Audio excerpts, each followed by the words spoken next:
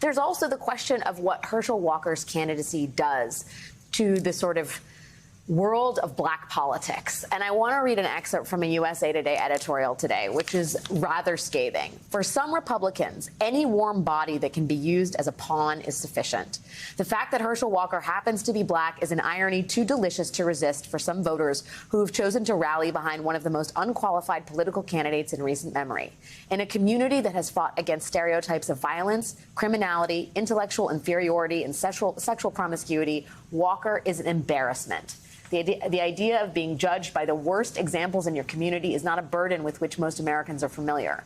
As a political leader, Walker would be a representative of the black community by default, whether he intends to represent the community or not, and whether the black community wants it or not. I mean, talk about that for a second. The idea that if Herschel Walker, even right now, he's a representative of the black community by default because we're talking about him. He's the Republican candidate for Senate. What is his candidacy? What does he mean to white Republicans? And what does he mean to, you know, the black community if he's actually elected? And here's the reality. What did he mean to Donald Trump? Yes. Donald Trump is the person who's the casting director for much of the Republican field. And so he told you what he thinks of black men. He's athletic. He's compliant. He might be a little violent, right?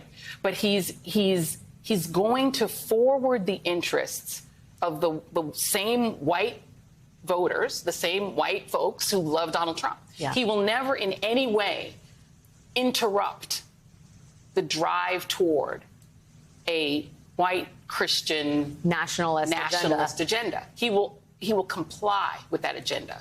Number one, because he's never going to think through an alternative agenda, and he would never defy that agenda. That's the perfect black candidate, right? Because you could say, I'm not racist, I voted for the black guy. Right. But it's the black guy who will never, ever question or interrupt the drive toward the white Christian nationalist agenda that Donald Trump himself believes in. I mean, Donald Trump casted the one Muslim candidate, right? He casted somebody who's simply an entertainer.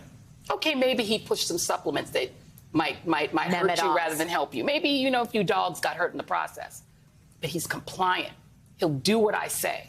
And so it's okay to be a minority. It's fine. They want you in the party. But you must be compliant. Think about the non-compliant, high-level black man in the Republican Party that you can think of in the most recent era. It's Michael Steele. You know what happened to Michael Steele? He stopped being compliant. He got the boot. Yeah.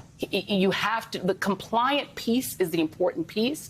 All of that stuff about Christianity, that's performative.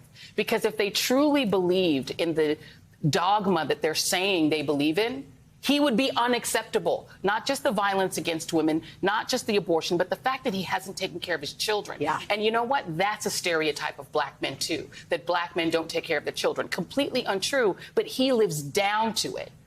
And that's awfully convenient as well for what Donald Trump thinks about black people. And what other white Republicans may think of black people. It's why they love Donald Trump. It's a really destructive, it feels like a really destructive moment for the country, for people of color. The race goes on. Early voting begins Monday. Joy, there's no better person to talk to about this. Live reaction from one of my favorite people. Thank you for joining me, my friend. Host of the ReidOut. It's always good to see you. It's always great to see you.